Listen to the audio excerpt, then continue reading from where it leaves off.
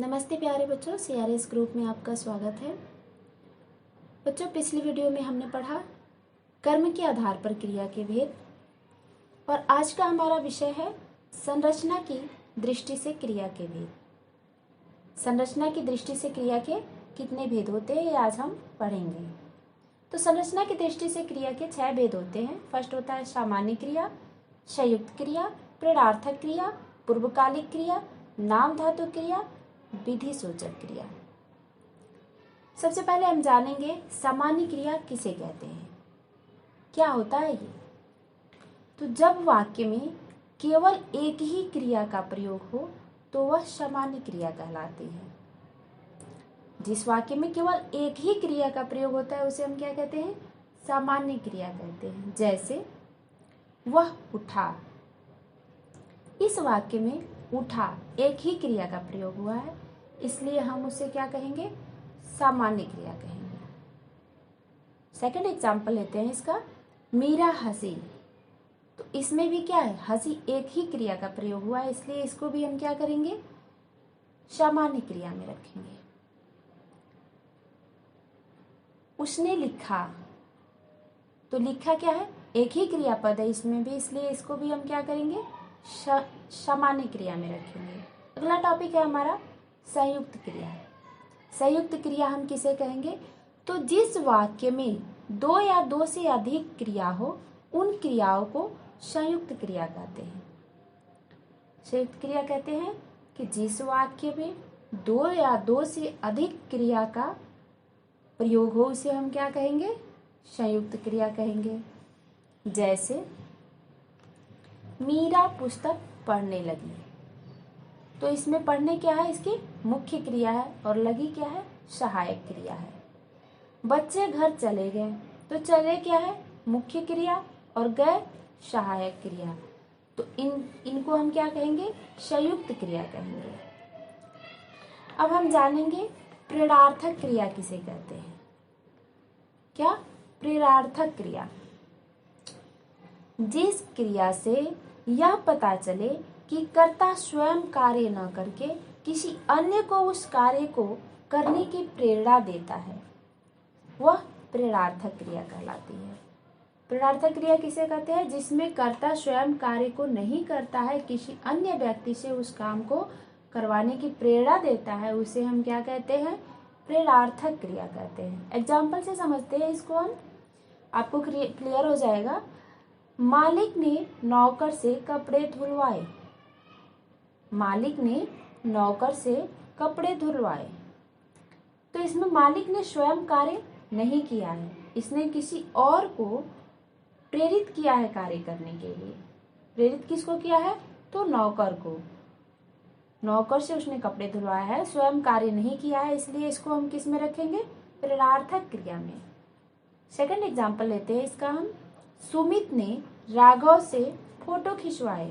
तो इसमें सुमित, इस वाक्य में सुमित स्वयं फोटो नहीं खींचा है, इसने राघव को प्रेरित किया है फोटो खींचने के लिए, इसलिए इसे भी हम किस में रखेंगे, प्रेरणार्थक क्रिया में रखेंगे।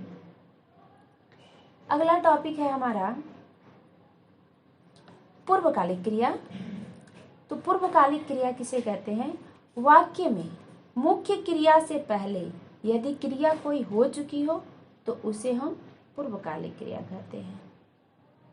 पूर्वकालिक क्रिया किसे कहेंगे, तो वाक्य में मुख्य क्रिया से पहले यदि कोई क्रिया हो चुकी हो उसे हम पूर्वकालिक क्रिया कहते हैं। जैसे बच्चा सोकर उठ गया, तो इसमें पूर्वकालिक क्रिया क्या है, सोकर। सोकर क्यों पूर्वकालिक क्रिया होगी, क्योंकि उसने पहले उठने से पहले सोने का काम कर लिया है। इसमें बताया जा रहा है कि उसने उठने से पहले सोने का काम कर लिया है, इसलिए यह सोना पूर्वकालिक क्रिया हो गई। इसका सेकंड एग्जाम्पल लेते हैं, सविता बैठकर पढ़ रही है। तो इसमें पूर्वकालिक क्रिया बताइए, आप लोग कहेंगे बैठकर, क्योंकि पढ़ने से पहले उसने क्या किया है, बैठने का काम किया है, बैठकर पढ़ रही है, तो इसलिए ये भी क्या हुई, बैठकर क्या होगा, पूर्वकालिक क्रिया होगा। अगला टॉपिक है हमारा नाम धातु क्रिया। अब हम जानेंगे कि नाम धातु क्रिया किसे कहते हैं। जो क्रियाएं संज्ञा, सर्वनाम और विशेषण शब्दों से बनती है उसे हम नाम धातु क्रिया कहते हैं। नाम धातु क्रिया किसे कहते हैं कि ऐसी क्रिया जो संज्ञा, सर्वनाम, विशेषण शब्दों से बने उन्हें हम क्या कहेंगे, नाम धातु क्रिया कहेंगे। एग्जाम्पल से समझते हैं। जैसे एक संज्ञा शब्द लेते हैं हम, रंग। रंग क्या है, एक संज्ञा शब्द है और इसका क्रिया बनाते हैं तो क्या होगा, रंगना। क्या होगा, रंगना। दुख से दुखना, हाथ से हथियाना, शर्म से शर्माना। चलिए सर्वनाम शब्द से सीखते हैं क्रियापद बनाना। संज्ञा सर्वनाम शब्द लेते हैं, अपना। क्या है, अपना क्या है, सर्वनाम शब्द है और अपना से क्या होगा क्रियापद, अपनाना। विशेषण से सीखते हैं, विशेषण पद से क्रियापद बनाना। विशेषण शब्द है गरम। आप लोग कहते हो ना जिलेबी गरम है, तो इसमें गरम क्या है, विशेषण है उसका। अब विशेषण से हम क्रिया क्या बनाएंगे, तो गरम से हो जाएगा गरमाना। क्रियापद क्या बनेगा, गरमाना।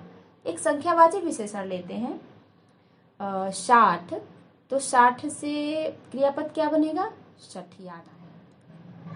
विधि सूचक क्रिया, किसे विधि सूचक क्रिया किसे कहेंगे, तो क्रिया के जिस रूप से विधि, जैसे आज्ञा हो, उपदेश हो, प्रार्थना हो, सलाह हो, अनुरोध हो इत्यादि प्रकट हो उसे हम विधि सूचक क्रिया कहते हैं।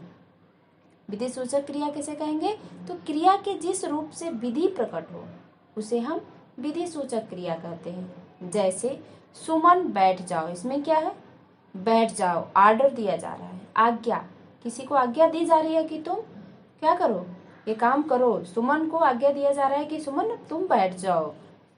कृपया बैठ जाइए, इसमें क्या है, अनुरोध प्रकट किया जा रहा है कि कृपया आप यहाँ बैठ जाइए। जैसे यह है कि धूम्रपान स्वास्थ्य के लिए हानिकारक है, इसमें एडवाइस दिया जा रहा है, सलाह दिया जा रहा है कि धूम्रपान करना स्वास्थ्य के लिए क्या होता है, हानिकारक होता है। अगला है कि सदा सत्य बोलना चाहिए, इसमें क्या है, उपदेश दिया जा रहा है, उसको बताया जा रहा है कि हमें क्या करना चाहिए, सदा सत्य बोलना चाहिए, झूठ नहीं बोलना चाहिए, ये उपदेश दिया जा रहा है। जैसे है कि हे प्रभु सबका भला करो, भगवान से प्रे की जा रही है, प्रार्थना की जा रही है कि हे प्रभु सबका भला करो। इसमें क्या किया जा रहा है, प्रार्थना किया जा रहा है। तो इन वाक्यों को हम किस में रखते हैं, विधि सूचक क्रिया में रखते हैं। प्यारे बच्चों, आशा करती हूँ कि आपको क्रिया चैप्टर समझ में आ गया होगा और वीडियो अच्छी लगे तो लाइक कर देना, सब्सक्राइब कर देना और बेल आइकन दबाना बिल्कुल ना भूलें। Thank you so much.